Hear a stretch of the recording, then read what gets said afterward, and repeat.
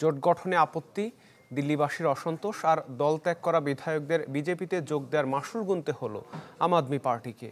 বিধানসভা নির্বাচনে বিরোধীদের এসব দুর্বলতায় দিল্লি জয় করেছে বিজেপি। গেরুয়া শিবিরের কে বসবেন মুখ্যমন্ত্রীর আসনে, এখন তা নিয়ে চলছে জল্পনা কল্পনা।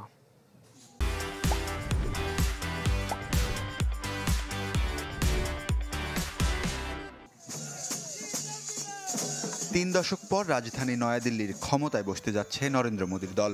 বিধানসভা নির্বাচনে বড় ব্যবধানে জয় পেয়ে মর্যাদার লড়াইয়ে বাকিদের টপকে গেরুয়া শিবির। চরম ভরাডুবির সাক্ষী দুবারের মুখ্যমন্ত্রী অরবিন্দ কেজরিওয়ালের আম আদমি পার্টি। 2022-এ 62 আসনে জয় পেলেও এবার ঝুলিতে এসেছে মাত্র 22 আসন। এই ভরাডুবির কারণ হিসেবে দেখা হচ্ছে নির্বাচনের আগে 8 বিধায়কের বিজেপিতে যোগদান। সে সময় বিষয়টিকে পাত্তা না দিলেও ওই 8 আসনেই হারতে হয়েছে আম আদমিকে। দিল্লিতে একলা চলো নীতি নিয়েও কেজরিওয়ালের আত্মবিশ্বাসের মাশুল দিতে হয়েছে দলকে। চূড়ান্ত ফলে দেখা যায় 70 আসনের মধ্যে 14টিতে বিজেপির চেয়ে আম আদমি ও কংগ্রেসের প্রাপ্ত ভোটের সংখ্যা বেশি। বিশ্লেষকরা বলছেন, হিংসা বিদ্বেষ ভুলে জোট নিয়ে এগোলে অধরাই থেকে যেত মোদির স্বপ্ন। যদিও ভোটে হারার অন্যতম কারণ দিল্লিবাসীর অসন্তোষ।